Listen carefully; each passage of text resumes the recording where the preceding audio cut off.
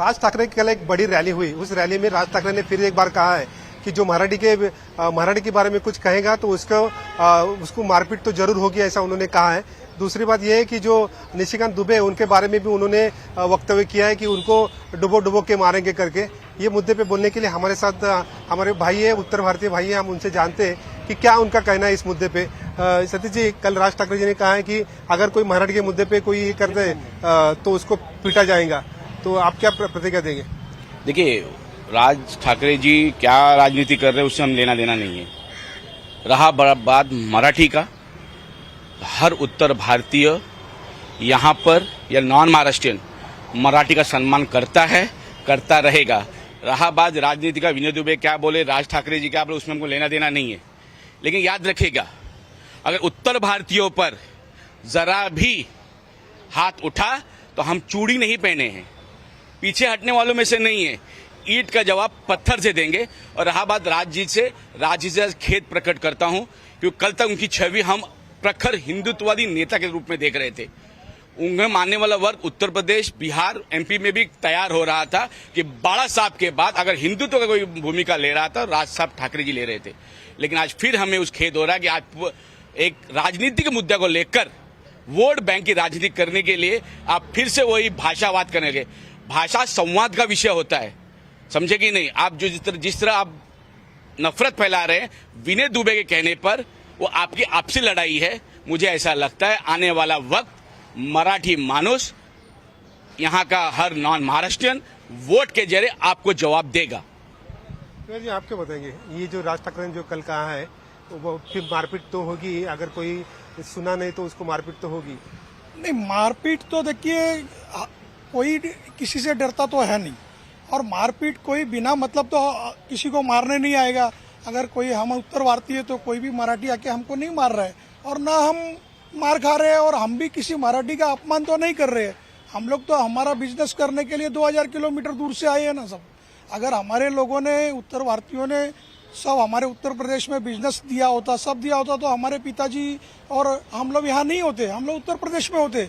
और हमको लड़ाई झगड़े से तो दूर रहना है, मगर लड़ाई झगड़े के लिए कोई अगर आंग पे आ जाएगा तो तकलीफ देगा, बिना मतलब मारने की कोशिश करेगा तो गलत है। और मराठी का कोई अपमान नहीं कर रहा सर, ये तो परेल लालबाग एरिया है, यहाँ आप आइए, शांति से सब मिलकर रह रहे हैं। मैं देख रहा हूँ कि बीच में अभी नांदगांवकर साहब ने, जो मनसे के नेता है वो, और अजय चौधरी साहब जो इधर शिवसेना के एमएलए हैं, वो लोग ने हम लोगों को बुलाया था कि यहाँ शांति प्रिय ढंग से रहना है। हम एक बैठक लेंगे सभी उत्तर भारतीयों की, सभी वो क्या बोलते हैं नॉन मराठी लोगों की, और यहाँ शांति बनाए रखेंगे। हम तो पूरी तरह से शांति बनाए रखने के लिए तैयार है। और यहाँ तो मराठी बाहुल क्षेत्र है सर, और मराठी बाहुल क्षेत्र में हम भाई भाई है। हमारे घर में अगर कद्दू की सब्जी बनती है तो मराठी के घर में जाके वो लोग खाते हैं बड़े प्यार से, और उनके वहाँ चवली बनती है तो हमारे घर पे आती है। तो यहाँ लड़ाई का तो कोई विवाद ही नहीं है। ये जो भाषा प्रांत हो रहा है कुछ दिन का है, मुझे लगता है जब भी इलेक्शन आता है उस टाइम में कुछ देर चलता है झगड़ा लड़ाई। अब पार्टी का अभी देखिए, बड़ी बड़ी पार्टियां यहाँ, कांग्रेस है, बीजेपी है, ये इतने बड़े बड़े नेता है भारतीय जनता पार्टी में भी और अपना कांग्रेस में भी। उत्तर भारतीयों के कृपाशंकर सिंह थे, फिर संजय निरुपम जी है, ये लोग कहाँ है? ये लोगों को जवाब देना चाहिए। अगर राज ठाकरे जी गलत कर रहे हैं तो ये बड़े बड़े नेता जवाब देते। हमारे मुख्यमंत्री सक्षम है पूरी तरह से, वो चाहेंगे पूरा न्याय होगा, किसी को बल जबरी कोई तकलीफ नहीं दे रहा है, न राज ठाकरे जी की पार्टी दे रही है न कोई और दे रहा है।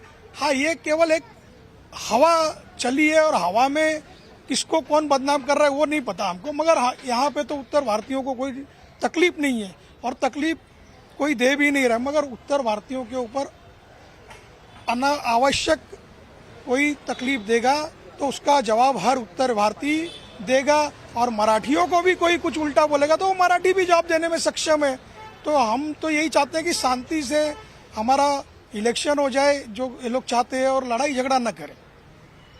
आप क्या बताएंगे किस तरह से ये जो मुद्दा है, जो राज ठाकरे ने कहा है कि मराठी के मुद्दे पे अगर कोई किसी ने कुछ किया तो उसको हम छोड़ेंगे नहीं, उसको हम मारपीट करेंगे? नहीं, कोई करने का और न करने का तो सवाल ही पैदा नहीं होता है। सबसे पहले दुबे जी ने जो वक्तव्य दिया था उसके खिलाफ राज ठाकरे ने ये भाषण बयानबाजी की थी, यही आपका कहना था ना? कि मेरा तो यही मतलब है कि दूर से भाला न फेंके, जो मैंने अपने पहले स्टेटमेंट में भी बोला था और दोबारा भी यही बोलूंगा कि वो अपनी राजनीति वहां चमका है, ये अपनी राजनीति यहाँ चमका है। लेकिन इन दोनों की राजनीति की चमकाने के चक्कर में एक आम उत्तर भारतीय या आम हिंदू आदमी इस झमेले में पड़ना नहीं चाहता है।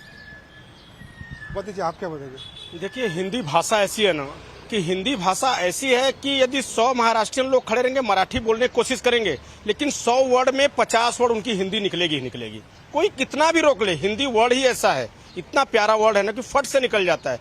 कोई भी मराठी में बोलता रहेगा उसके अंदर से निकल जाएगा मराठी। हिंदी निकलना ही निकलना है। तो इसलिए ये भाषा विवाद नहीं है, ये चुनाव का विवाद है। चुनाव में हर एक को चमकना है, तो किसी को मारपीट से चमकना है, किसी को विकास से चमकना है। जैसे पार्टी है विकास कर रही है, विकास से चमक रही है। आज बड़ी बड़ी पार्टी हैं, बहुत सी पार्टी हैं।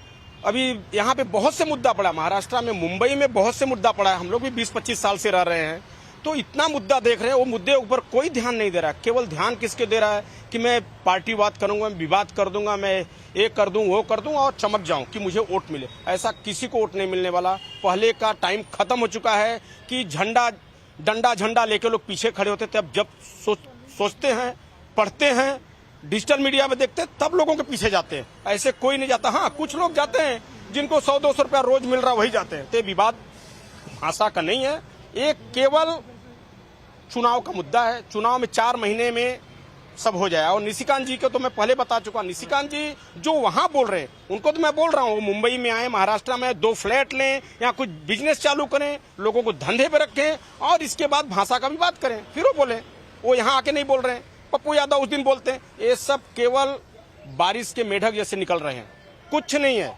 इनको केवल अपने पब्लिक को, अपने गरीब जनता को मारना है, मार खाने के लिए उत्साहित करना है कि मार खाएं, वहां मजा लेंगे, वो उसका फायदा वहां लेंगे। उनको फायदा लेने के लिए सब करना है। यहाँ मारा कौन जाता है? एक गरीब जनता जो समोसा बेच रहा है, ठेले पे है, साइकिल चला रहा है, ऑटो चला रहा है, वो मारा जाता है। तो इसलिए उनको मारने के लिए वो लोग और आग में घी डाल रहे हैं। उनको रिक्वेस्ट है, हाथ जोड़ के विनती है, वो सब बंद करो। यहाँ पे जो चल रहा है उत्तर भारतीय अपना समझेगा। यहाँ पे एक मराठी, एक उत्तर भारतीय, एक टेबल बैठ के खाना खा रहे हैं, सब एक साथ हैं। ये तो केवल कुछ लोगों का ये विवाद है और कुछ है नहीं, और तो कुछ नहीं है। निशिकांत दुबे के स्टेटमेंट पे क्या कहेंगे आप? मैं फिर से वही कहना चाहूंगा आपको बारे में कि वो दूर से भाला फेंक रहे हैं। और ये भाले का जो विषय है, ये आप अच्छी तरीके से जानते हैं कि भाला हाथ में होता है लेकिन दूर से मारा जाता है, जिससे अपने को कोई तकलीफ ना हो और अगले आदमी को तकलीफ हो। तो यही चीजें हैं। भालेबाजी का भाषणबाजी हम वो वहीं से करें, यहाँ पर ना करें। आप क्या कहेंगे? देखिए, निशिकांत दुबे जी ने जो बोला है उसे हम खंडन करते हैं और कोई भी उत्तर भारतीय उनका समर्थन नहीं करता। लेकिन राज साहब का जो बात था उसका एक्शन का रिएक्शन था। अभी दोनों के एक्शन रिएक्शन में एक सामान्य उत्तर भारतीय हमेशा सफर करता रहा है। मुझे ऐसा लगता है कि दोनों की राजनीति में न जाते हुए मुंबई शहर एक अच्छा सम्राट सबको मिल लेकर चलने वाला शहर है। उत्तर भारतीय हो या गुजराती हो, मराठी हो, मारवाड़ी हो, सब मिलकर अपना व्यवसाय करते हैं, मिलजुल कर करते हैं।